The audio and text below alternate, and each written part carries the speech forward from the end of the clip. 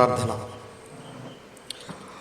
పరలోకమందున్న మమ్మల్ని కన్న తండ్రి, పరిశుద్ధుడా, ప్రేమ స్వరూపి, అత్యంత ప్రేమ కనికరము కలిగిన మా కన్న తండ్రి, దయగలిగిన మా దేవ, కృప కలిగిన మా తండ్రి, మీ ఘనమైన నామమునకు, శ్రేష్టమైన నామమునకు, ఉన్నతమైన నామమునకు, శక్తి కలిగిన నామమునకు ప్రభు అయిన యేసుక్రీస్తు వారి పేరట హృదయపూర్వకమైన కృతజ్ఞతాస్థుతులు, స్తోత్రములు చెల్లిస్తూ ఉన్నాము తండ్రి.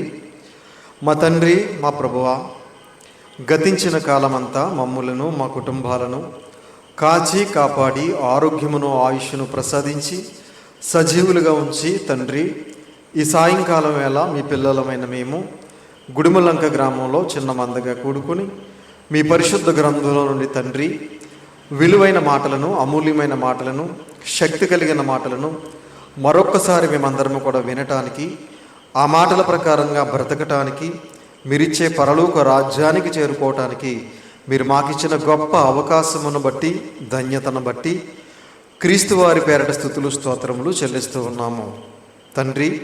మీ దాసుడునైన నేను మీ పక్షముగా నిలబడి తండ్రి, మీ గ్రంథములో నుండి తండ్రి కొన్ని మాటలను మీ పిల్లలకు ఉపదేశించడానికి సిద్ధపడుతూ ఉండగా చెప్పగలిగే మంచి సమయోచితమైన జ్ఞానమును మీ ఆత్మ సహాయము నాకు అందించండి తండ్రి. వినుచున్న మీ పిల్లలకు అర్థం చేసుకునే మనసును, గ్రహించే హృదయమును దయచేయండి తండ్రి. మీ మాటలు కేవలం విని విడిచిపెట్టే వారంగా ఉండకుండా విన్న మాటల ప్రకారంగా మేమందరము బ్రతుకుతూ మిమ్మల్ని మహింపరుస్తూ, ఘనపరుస్తూ, సంతోషపరుస్తూ మీ నామమునకు కీర్తి కలగజేస్తూ మీరిచ్చే పరలోక రాజ్యానికి మేమందరము చేరుకోవటానికి సహాయం చేయమని, కృప చూపించమని, విత్తబడుచున్న వాక్యాన్ని దృష్టిలో చెత్తుకుని పోకుండా మా అందరి హృదయాలలో 30దంతులుగా, 60దంతులుగా, 100ంతలుగా ఫలించడానికి సహాయం చేయమని మీ ప్రియకుమారుడు, మా ప్రియరక్షకుడైన యేసుక్రీస్తు వారి పేరట చిన్న ప్రార్థన అడిగి వేడుకొనుచున్నాము తండ్రి. ఆమేన్. కూడి వచ్చినటువంటి సహోదరి సహోదరులందరికీ కూడా ప్రభు అయిన యేసుక్రీస్తు వారి పేరట హృదయపూర్వకమైన వందనములు తెలియజేస్తూ ఉన్నాను. అంత బాగున్నారు కదండి? దేవునికి స్తోత్రం. ఈరోజు ఒక మంచి పాఠాన్ని మనం పరిశుద్ధ గ్రంథం ద్వారా నేర్చుకుందాం. ఈరోజు మనం నేర్చుకోబోయే పాఠం పేరు దేవుని వాక్యము దేనితో పోల్చబడినది. దేవుని వాక్యము దేనితో పోల్చబడినది అనే అంశాన్ని ఈరోజు మనం నేర్చుకుందాం ప్రియులారా.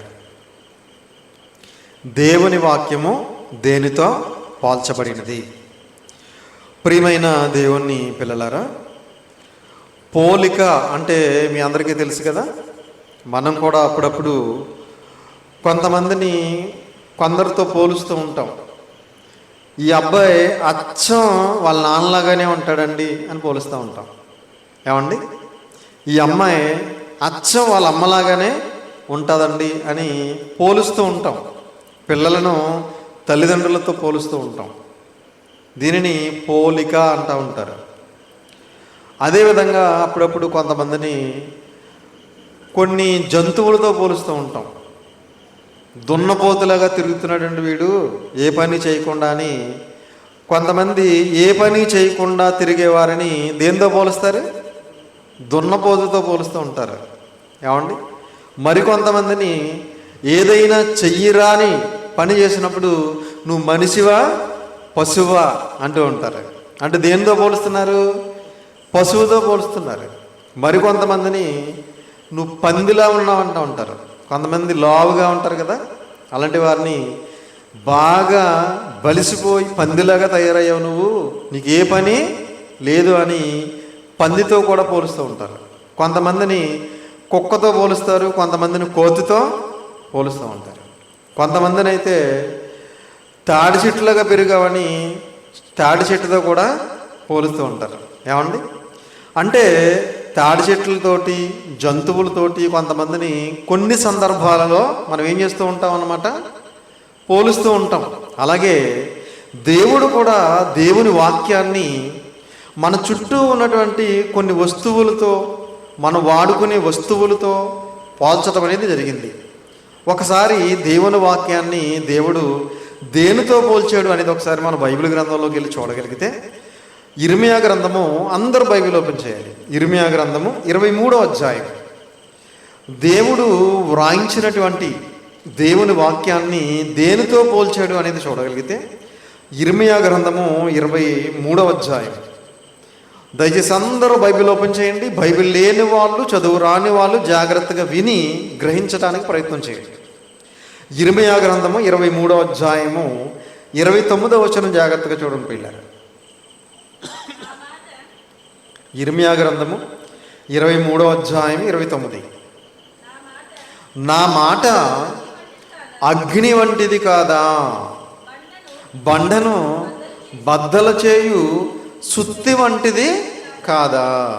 దేవుని మాట అంటే దేవుని వాక్యం ఎలాంటిదట? నా మాట అగ్ని వంటిది కాదా. దేవుని వాక్యం దేనితో పోలుస్తున్నాడు? అగ్నితో పోలుస్తున్నాడు. ఏమండి, అగ్ని తెలియని వారు ఎవరున్నారు చెప్పండి? ఉదయం లేచామంటే స్టవ్ వెలిగించాలంటే ఏమండి అగ్గిలైట్ ఉండాలి. వెంటనే మనం టీ పెట్టుకోవటము, టిఫిన్ చేసుకోవటము, భోజనం వండుకోవటము, ఏదో చేస్తాం సంథింగ్. ఏమండి, దేవుని వాక్యం అగ్నితో పోలుస్తున్నాడు. ఏమండి, అగ్ని చూడగానే మనకి ఎవరు గుర్తుకు రావాలి? దేవుని వాక్యం గుర్తుకు రావాలి. ఏమండి, ఎందుకు అంటే వాక్య ప్రకారంగా మనం బ్రతకకపోతే, వాక్య ప్రకారంగా మనం ప్రవర్తించకపోతే, వాక్య ప్రకారంగా మనం జీవించకపోతే దేవుడు మనల్ని ఏం చేస్తాడు? మరణించిన తర్వాత అదే అగ్నిగుండంలో పడేస్తాడు. కనుక నా మాట అగ్ని వంటిది కాదా అన్నాడు. అంటే అగ్ని చూడగానే మనం దేవుని వాక్యం మన గుర్తుకు రావాలి. ఆ వాక్య ప్రకారంగా మనం బ్రతుకుతున్నామో లేదో కూడా మనకి గుర్తుకు రావాలి. ఒకవేళ బ్రతకకపోతే మనందరినీ కూడా మరణించిన తర్వాత భయంకరమైనటువంటి అగ్నిగుండంలో పడేస్తాడనే సంగతి కూడా మనకి గుర్తుకు రావాలి. ఏమండి, నా మాట అగ్ని వంటిది కాదా, బండను బద్దలు చేయు సుత్తి వంటిది కాదా. ఏమండి, ప్రతి ఇంట్లోనూ కూడా తప్పకుండా సుత్తి అనేది ఉంటుంది. ఎందుకంటే ఏ మేకలు కొట్టుకోవడానికో, ఏ కొంకుడికాయలు కొట్టుకోవడానికో వాడుతూ ఉంటాం కదా సుత్తి. ఏమండి, సుత్తి అనేది తెలియని వారు ఎవరు ఉండరు. నా మాట ఎలాంటిది అంటున్నాడు? అగ్ని వంటిది కాదా, బండను బద్దలు చేయు సుత్తి వంటిది కాదా అన్నాడు. ఏమంటే బండలో బద్దలు కొట్టేవారు కదా ఇది వరకు. పెద్ద పెద్ద సుత్తులతో పెద్ద పెద్ద బండరాళ్ళని బద్దలు కొడతా ఉండేవారు. అప్పటికి టెక్నాలజీ లేని సమయంలో. ఇప్పుడంటే టెక్నాలజీ వచ్చింది కనుక సుత్తులతోటి బండలను బద్దలు కొట్టాల్సిన అవసరం లేదు, మిషన్లు వచ్చేసినాయి ఇప్పుడు. ఏమండి, ఇప్పుడు దేవుని వాక్యం దేనితో పోలుస్తున్నాడు? మరలా సుత్తితో పోలుస్తున్నాడు. బండను బద్దలు కొట్టు సుత్తి వంటిది కాదా అంటే బండ బారిపోయిన నీ హృదయాన్ని బద్దలు కొట్టే సుత్తి లాంటిది నా వాక్యం అని చెబుతున్నాడు దేవుడు. ఈరోజు చాలామంది హృదయాలు ఎలా మారిపోయి బండలాగా బండబారిపోని, ఆ బండలాగా బండబారిపోయిన హృదయాన్ని ఏమంటే బద్దలు కొట్టాలంటే ఏం కావాలన్నమాట? దేవుని వాక్యం కావాలి. దేవుని వాక్యం అనే సుత్తి కావాలి. ప్రియమైన దేవుని పిల్లలారా, వాక్యం తప్ప మానవుని హృదయాన్ని మార్చగలిగేది ప్రపంచంలో మరొకటి లేదు. ఒక మనిషిని మంచివాడిగా మార్చాలంటే, ఒక మనిషిని, ఒక మూర్ఖుణ్ణి పరిశుద్ధుడిగా మార్చాలంటే, ఒక నరహంతకుణ్ణి మంచివాడిగా మార్చాలంటే, ఒక వ్యభిచారిని మంచివాడిగా మార్చాలంటే కేవలం దేవుని వాక్యానికి మాత్రమే సాధ్యం.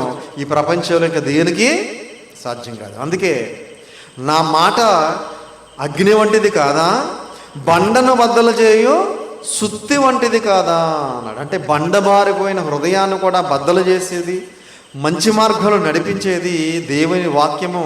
ఆ వాక్యం సుత్తితో పోల్చబడింది, అగ్నితో పోల్చబడింది. అలాగే ఇంకా దేనితో పోల్చబడింది అనేది మనం చూడగలిగితే కీర్తనల గ్రంథము 19వ అధ్యాయం. కీర్తనల గ్రంథము 19వ అధ్యాయము 8వ వచనం నుంచి 10వ వచనం వరకు జాగ్రత్తగా చూడండి పిల్లారా. కీర్తనల గ్రంథము 19వ అధ్యాయము 8వ వచనం నుంచి 10వ వచనం వరకు. యెహోవా ఉపదేశములు నిర్దోషమైనవి, అవి హృదయమును సంతోషపరచును. యెహోవా ఉపదేశములు అంటే యెహోవా మాటలు, దేవుని వాక్యం ఎలాంటిదట? నిర్దోషమైనవి, అవి హృదయమును సంతోషపరచును. యెహోవా ఏర్పరిచిన ధర్మము నిర్మలమైనది, అది కన్నులకు వెలుగునిచ్చును. యెహోవా యందైన భయము పవిత్రమైనది, అది నిత్యము నిలుచును. యెహోవా న్యాయ విధులు సత్యమైనవి, అవి కేవలము న్యాయమైనవి. అవి బంగారు కంటెను, విస్తారమైన మేలిమి బంగారు కంటెను కోరదగినవి. దేవుని వాక్యం దేనితో పోల్చబడుతుంది? బంగారము కంటెను, విస్తారమైన మేలిమి బంగారము కంటెను కోరదగినవి. అంటే దేవుని మాటలు, దేవుని వాక్యం బంగారంతో పోల్చబడుతుంది. బంగారము కంటేను మేలిమి బంగారము కంటేను కోరదగినవి. అంటే బంగారాన్ని చూడగానే మనకి ఏం గుర్తుకు రావాలన్నమాట? దేవుని మాటలు గుర్తుకు రావాలి, దేవుని వాక్యం గుర్తుకు రావాలి. ఏమండి, బంగారం చూడగానే ఎవరైనా మంచి నెక్లెస్ వేసుకున్నారనుకోండి, నేను కూడా ఇలాంటి నెక్లెస్ కొనుక్కోవాలనుకుంటారు తప్ప దేవుని మాటలు గుర్తుకొస్తాయండి? ఎవరైనా మంచి చైన్ వేసుకున్నారనుకోండి, నేను కూడా ఇలాంటి బంగారపు చైన్ కొనుక్కోవాలనుకుంటారు తప్ప బంగారము కంటేను మేలిమి బంగారము కంటేను కోరదగినటువంటి వాక్యం గుర్తుకొస్తుందంటే గుర్తుకొస్తుందండి?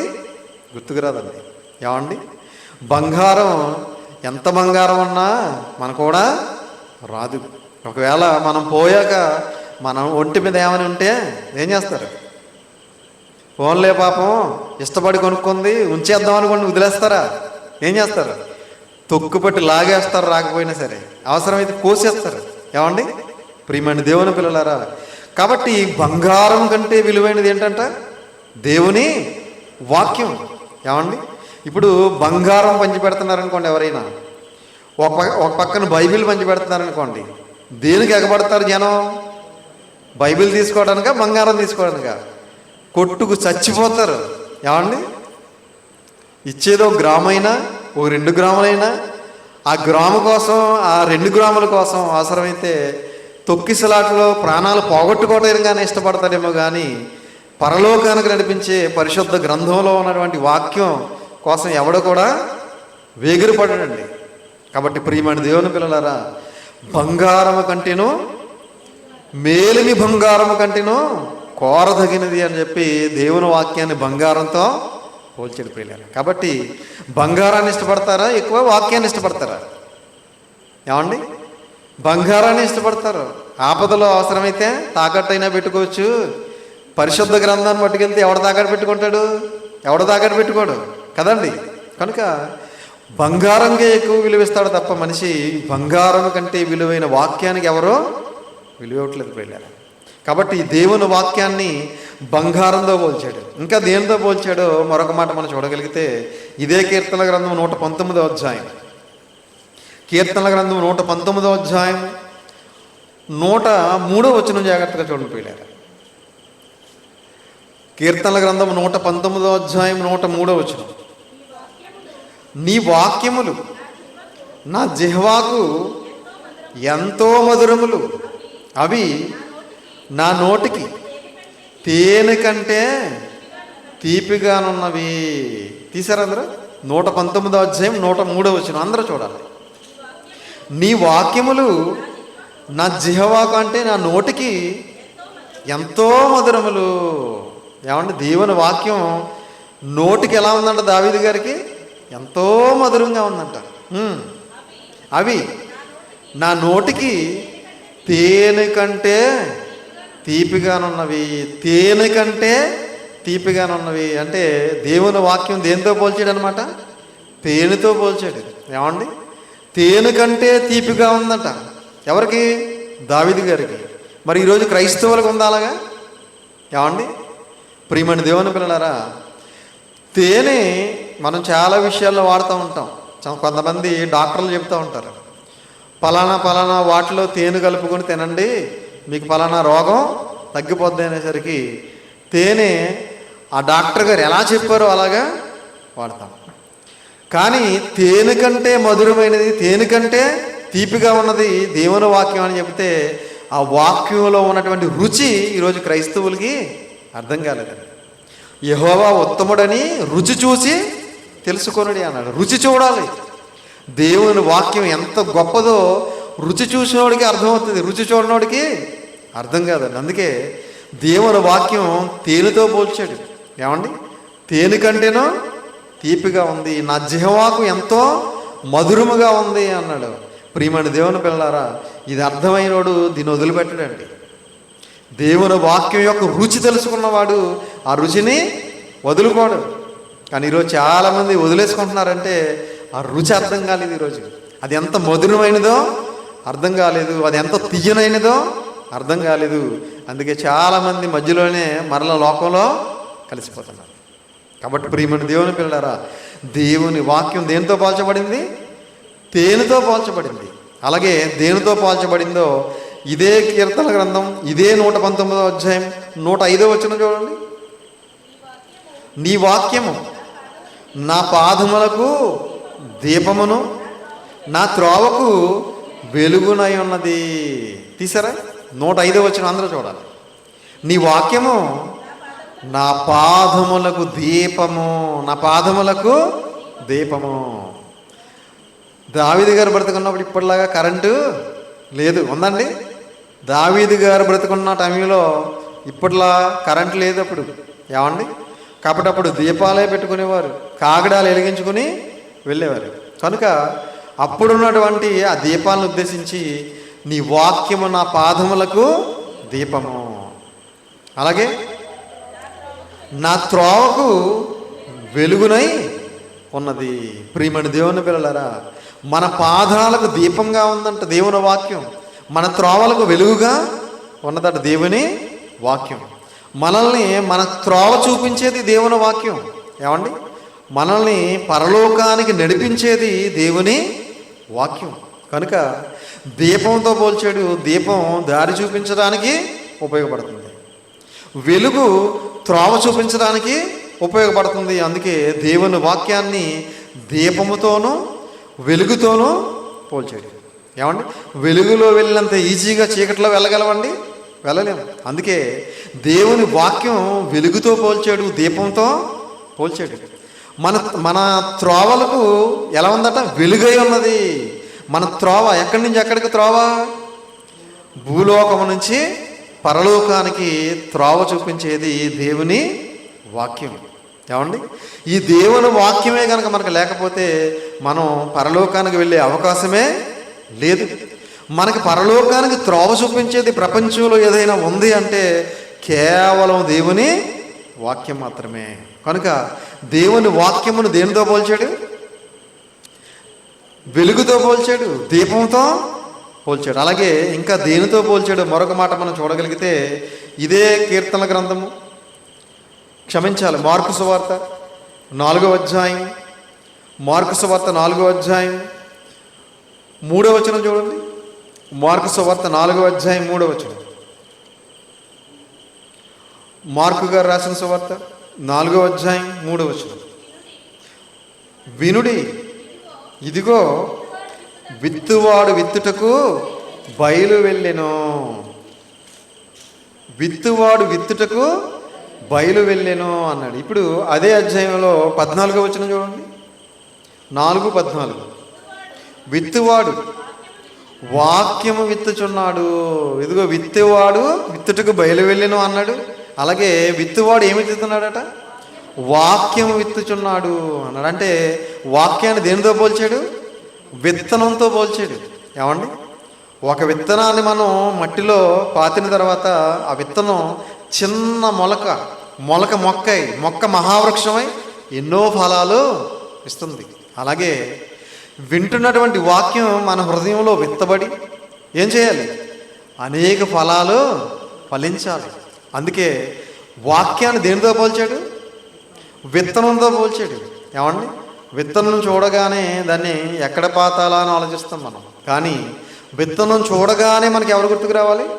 దేవుని వాక్యం గుర్తుకు రావాలి. వాక్యం మన హృదయంలో, మన హృదయం అనే నేల మీద నాటబడాలి.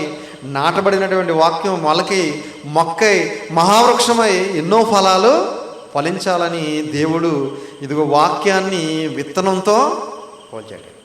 విత్తనాలు చూడగానే మనం ఏమండి ఎక్కడ పాతాలి, ఎక్కడ నేల సరిగా ఉంది, ఎక్కడ పాతితే ఇది సరిగా ఫలిస్తుందని ఆలోచిస్తామే తప్ప మన హృదయంలో విత్తబడుతున్నటువంటి వాక్యం ఫలిస్తుందా లేదా అని ఏ రోజు కూడా ఆలోచించట్లేదు.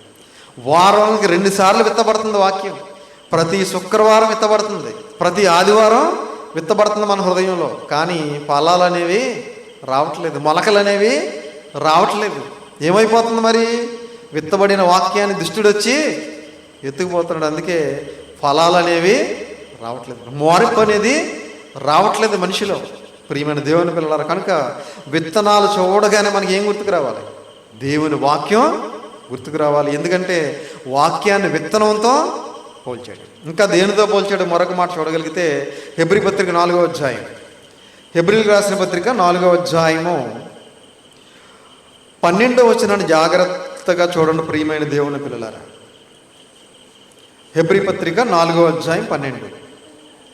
ఎందుకనగా దేవుని వాక్యము సజీవమై బలము గలదై రెండంచులు గల ఎటువంటి ఖడ్గము కంటేను వాడిగా ఉండి ప్రాణాత్మలను, కీళ్లను, మూలుగులను విభజించినంత మట్టుకు దూరుచు హృదయం యొక్క తలంపులను, ఆలోచనలను శోధించుచున్నది. హెబ్రీ పత్రిక 4వ అధ్యాయము 12వ వచనం అందరూ చూడాలి. దేవుని వాక్యము సజీవమై, దేవుని వాక్యం ఎలాంటిదట? సజీవమైనది, ఇది బలము కలిగినది, రెండంచులు గల ఎటువంటి ఖడ్గము కంటేనో వాడిగా ఉండి. దేవుని వాక్యం దేంతో పోల్చబడింది? ఏమండి? రెండంచులు గల ఖడ్గము కంటే వాడిగా ఉందంట దేవుని వాక్యం. ఏమండి? అంటే ఖడ్గంతో పోల్చబడింది. ఏం చేస్తుందంటే ఈ వాక్యం కింద చెప్పాడు చూడండి. ప్రాణాత్మలను, కీళ్లను, మూలుగను విభజించినంత మట్టుకు దూరుచు హృదయం యొక్క తలంపులను, ఆలోచనలను శోధించుచున్నది. ఏమండి? ప్రియమైన దేవుని పిల్లలారా, మన కీళ్ళల్లోకి వెళ్ళిపోతుందంట. ఏమండి? మూలుగుల్లోకి వెళ్ళిపోతుందంట, హృదయంలోకి వెళ్ళిపోతుందంట, ఆలోచనలో కూడా వెళ్ళిపోతుందంట. మనల్ని శోధిస్తుంది, మన తలంపుల్లో కూడా వెళ్ళి మనల్ని శోధిస్తుందంట. ప్రియమైన దేవుని పిల్లలారా, కాబట్టి దేవుని వాక్యం దేనితో పోల్చబడింది? రెండంచుల ఖడ్గంతో పోల్చబడింది. ఏమండి? ఖడ్గం చూడగానే, కత్తి చూడగానే మనకి ఏం గుర్తుకు రావాలి? దేవుని వాక్యం గుర్తుకు రావాలి. ఏమంది? ప్రియమైన దేవుని పిల్లలారా, ఖడ్గము అంటే ఏ ఖడ్గం అనుకున్నారు? ఏ ఖడ్గమో చూద్దాం ఒకసారి. ఎపిసి పత్రిక 6వ అధ్యాయం, ఎపిసీలకు రాసిన పత్రిక 6వ అధ్యాయం, ఎపిసీలకు రాసిన పత్రిక 6వ అధ్యాయము 17వ వచనం జాగ్రత్తగా చూడండి పిల్ల. ఎపిసీలకు రాసిన పత్రిక 6వ అధ్యాయం 17వ వచనం. మరియు రక్షణను, శిరస్త్రాణమును, దేవుని వాక్యమును, ఆత్మఖడ్గమును ధరించుకొనుడి. 6:17 అందరూ చూడాలి. మరియు రక్షణను, శిరస్త్రాణమును, దేవుని వాక్యమును, ఆత్మఖడ్గమును ధరించుకొనుడి. అంటే దేవుని వాక్యం దేనితో పోల్చబడింది? ఆత్మఖడ్గం అన్నాడు. ఏమండి? దేవుని వాక్యం ఖడ్గము అన్నాడు ఇందాక హెబ్రీ పత్రికలో 4:12లో. ఇక్కడేమన్నాడు?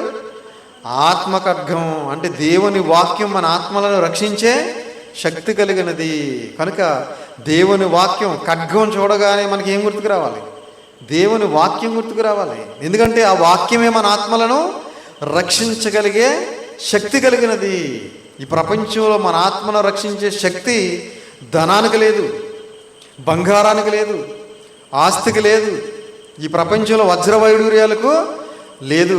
మన ఆత్మను రక్షించే శక్తి దేనికి ఉంది చెప్పండి ఒకసారి అందరూ? వాక్యానికి మాత్రమే ఉంది. కాబట్టి ఖడ్గము చూడగానే మనకు గుర్తుకు రావాల్సింది ఏంటంటే ఏం గుర్తుకు రావాలి? వాక్యం గుర్తుకు రావాలి. అందుకే మన చుట్టూ ఉన్న వస్తువుల్ని మనకు చూపించి దేవుని వాక్యం జ్ఞాపకం రావాలని దేవుడు వాటితో పోల్చి చెప్తున్నాడు దేవుడు. ఏమండి? మన చుట్టూ మనం వాడుకునే వస్తువులను చూపించి వాటిని చూడగానే వాక్యం గుర్తుకొచ్చే విధంగా వాటితో పోలుస్తున్నాడు దేవుడు. కనుక వాక్యం మనకు గుర్తుకు రావాలంటే మన కళ్ళ ముందున్న వస్తువుల్ని మనకి దేవుడు చూపిస్తున్నాడు. అలాగే ఇంకా వాక్యాన్ని దేనితో పోల్చాడో మరొక మాట మనం చూడగలిగితే పేతురు గారు రాసిన మొదటి పత్రిక 2వ అధ్యాయం. పేతురు గారు రాసినటువంటి మొదటి పత్రిక 2వ అధ్యాయము 3వ వచనం జాగ్రత్తగా చూడండి ప్రియమైన దేవుని పిల్లలారా. పేతురు గారు రాసినటువంటి మొదటి పత్రిక 2వ అధ్యాయము 3వ వచనం. వేషధారణను, అసూయ, సమస్త దూషణ మాటలు మాని కొత్తగా జన్మించిన శిశువులను పోలిన వారై నిర్మలమైన వాక్యమును పాల వలన రక్షణ విషయములో ఎదుగు నిమిత్తము ఆ పాలను అపేక్షించుడి అన్నాడు. నిర్మలమైన వాక్యమును పాల వలన రక్షణ విషయములో ఎదుగు నిమిత్తము అన్నాడు. అంటే వాక్యాన్ని దేనితో పోల్చాడు? పాలుతో పోల్చాడు. ఏమండి? వాక్యాన్ని దేనితో పోల్చాడు? పాలుతో పోల్చాడు. పాలు పొద్దుటే వేయించుకుంటాం కదా మనం. పాలు వేయించుకుని టీ కాసుకుంటాం, లేకపోతే కాఫీ పెట్టుకుంటాం. కొంతమంది పాలు తాగుతూ ఉంటారు. అంటే పాలు చూడగానే మనకి ఏం గుర్తుకు రావాలి? దేవుని వాక్యం గుర్తుకు రావాలి. ఏమండి? ఎందుకంటే రక్షణ విషయంలో మనం ఎదగాలి అంటే ఏమండి ఏం కావాలి? వాక్యం కావాలి. భౌతికంగా మనం ఎదగాలంటే భోజనం కావాలి. ఆత్మీయంగా మనం రక్షణ విషయంలో ఎదగాలంటే ఏం కావాలి? దేవుని వాక్యం అనే పాలు కావాలి. ఏమండి? ప్రియమైన దేవుని పిల్లలారా, అంటే వాక్యాన్ని దేనితో పోల్చాడు అనమాట? పాలుతో పోల్చాడు. ఏమండి? వాక్యాన్ని అగ్నితో పోల్చాడు, సుత్తితో పోల్చాడు, బంగారంతో పోల్చాడు, తేనెతో పోల్చాడు, దీపంతో పోల్చాడు, వెలుగుతో పోల్చాడు, అలాగే ఖడ్గంతో పోల్చాడు, అలాగే పాలుతో పోల్చాడు. ఇవన్నీ మన కళ్ళ ఉండే వస్తువులేనా? మన కళ్ళ ముందు ఉండే వస్తువులే. వాటిని చూడగానే మనకి ఏం గుర్తుకు రావాలంటే వాక్యం గుర్తుకు రావాలి. ఎందుకంటే ఆ వాక్యమే మన ఆత్మలను రక్షించేది, ఆ వాక్యమే మన బ్రతుకులను బాగు చేసేది, ఆ వాక్యమే మన ప్రవర్తనను సరిదిద్దేది, ఆ వాక్యమే మన విశ్వాసాన్ని పెంపొందించేది, ఆ వాక్యమే మనల్ని పరలోకానికి నడిపించేది. కనుక ప్రియమైన దేవుని పిల్లలారా, ఇప్పుడు మనం చెప్పుకున్నటువంటి పోలికలు అగ్ని, సుత్తి, బంగారము, తేనె, ఏమంటే దీపము, ఇంకా పాలు, ఖడ్గము, ఇవన్నీ మన కళ్ళ ముందు ఉండేవే. విత్తనము, ఇవన్నీ చూసినప్పుడల్లా మనకి దేవుని వాక్యం గుర్తుకు రావాలి. ఆ వాక్యాన్ని మనం చదవాలి, ఆ వాక్యాన్ని మనం వినాలి, ఆ వాక్యాన్ని మనం ధ్యానించాలి, ఆ వాక్య ప్రకారంగా మనం బ్రతకాలి. బ్రతుకుతున్నామో లేదో మనల్ని మనం పరీక్షించుకోవాలి. బ్రతకకపోతే బ్రతకడానికి మనం ప్రయత్నం చేయాలి. వాక్య ప్రకారంగా బ్రతికితేనే మనం పరలోకం అనే మహాలోకానికి చేరుకుంటాం. లేకపోతే భయంకరమైన అగ్నిగుండానికి జారిపోతాం. అక్కడ ఆత్మ చావదు, అగ్ని ఆరదు. కనుక అందరూ కూడా ఆ విధంగా జీవించాలని ప్రేమపూర్వకంగా తెలియజేస్తూ ఈ మాటలు ముగిస్తున్నాను. తలలు వంచండి, ప్రార్థన చేసుకుంటాం. ప్రార్థన. పరలోకమందున్న మమ్మల్ని కన్న తండ్రి, మహోన్నతుడా, మహాగణుడా, మహాశక్తి సంపన్నుడా, మీ ఘనమైన నామమునకు, శ్రేష్టమైన నామమునకు, ఉన్నతమైన నామమునకు, శక్తి కలిగిన నామమునకు ప్రభు అయిన యేసుక్రీస్తు వారి పేరట స్తుతులు స్తోత్రాలు చెల్లిస్తున్నాం నాయన. ఇప్పటి వరకు తండ్రి మీ వాక్యాన్ని దేనితో పోల్చారో కొన్ని మాటలు మీ పరిశుద్ధ గ్రంథం ద్వారా మేము నేర్చుకున్నాం నాయన. మరి మా చుట్టూ ఉన్నటువంటి వస్తువులు, మేము వాడుకునే వస్తువులతో మీరు వాక్యాన్ని పోల్చారు తండ్రి. వాటిని చూసినప్పుడల్లా మాకు వాక్యం గుర్తుకు రావాలని, ఆ వాక్యమే మమ్మల్ని పరలోకానికి నడిపిస్తుందని, ఆ వాక్యమే మా ఆత్మలను రక్షిస్తుందని, ఆ వాక్యమే మా బ్రతుకులను బాగు చేస్తుందని, ఆ వాక్యమే మమ్మల్ని సరిచేస్తుందని మేము ఇప్పటి వరకు నేర్చుకున్నాం తండ్రి. విన్న వాక్యాన్ని విడిచిపెట్టే వారంగా ఉండకుండా విన్న వాక్య ప్రకారంగా మేమందరము బ్రతకడానికి సహాయం చేయండి తండ్రి. తలలో ఉంచి ప్రార్థన చేస్తున్న ప్రతి ఒక్కరిని కూడా పేరున జ్ఞాపకం చేసుకోండి నాయన. వారి కుటుంబ సభ్యులందరినీ కూడా జ్ఞాపకం చేసుకోండి నాయన. వారందరూ ఎలాంటి అవసరాల్లో ఉన్నారో, ఎలాంటి ఆర్థిక ఇబ్బందుల్లో ఉన్నారో, ఎలాంటి భయంకరమైన పరిస్థితుల్లో ఉన్నారో, ఎలాంటి సమస్యల్లో ఉన్నారో సమస్తము మీకు తేటగా కనపడుతుంది నాయన. ప్రతి ఒక్కరిని కూడా జ్ఞాపకం చేసుకోండి. ప్రతి ఒక్కరి అవసరతలో తీర్చండి తండ్రి. ప్రతి ఒక్కరికి ఉన్న ఆర్థిక ఇబ్బందుల నుంచి విడిపించండి. ప్రతి ఒక్కరి కుటుంబాలలో శాంతిని, సమాధానాన్ని, సంతోషాన్ని ప్రసాదించండి. ప్రతి ఒక్కరిని కూడా పరసంబంధమైన ప్రతి ఆశీర్వాదంతో ఆశీర్వదించండి, దీవించండి తండ్రి. మమ్మల్ని అందరినీ కూడా బలపరచండి. బలమైన సాధనాలుగా మీ సేవలో వాడుకోండి నాయన. మేమందరము కూడా తండ్రి మా తుది శ్వాస విడిచిపెట్టే వరకు కూడా కుడికి కానీ ఎడమకి కానీ తొలగిపోకుండా నాయన మీరు ఏర్పాటు చేసినటువంటి క్రీస్తు మార్గంలో, క్రీస్తు అడుగుజాడలో నడుచుకుంటూ తండ్రి క్రీస్తు వారిని పోలు జీవిస్తూ క్రీస్తు వారి రాకడ కోసం మేము సిద్ధపాటు కలిగిన ఆయన మీరు ఇచ్చే పరలోక రాజ్యానికి మేము వారసులం కావడానికి కృప చూపించమని, దయ చూపించమని, మీ కృపలో భద్రపరచమని, కాచి కాపాడమని, మీ చిత్తమైతే మరలా మేమందరము కూడా ఆదివారం చిన్న మందగా కూడుకొని మరొక అద్భుతమైన అంశాన్ని మీ పరిశుద్ధ గ్రంథం ద్వారా నేర్చుకుని మా విశ్వాస జీవితాన్ని పెంపొందించుకుని తండ్రి మీరిచ్చే పరలోక రాజ్యానికి మీ మాటల ద్వారా బాటలు వేసుకోవడానికి సహాయం చేయమని మీ ప్రియకుమారుడును మా ప్రియరక్షకుడైన యేసుక్రీస్తు వారి పేరట చిన్న ప్రార్థన అడిగి వేడుకొంచున్నాము తండ్రి. ఆమేన్. అందరికీ వందనాలు.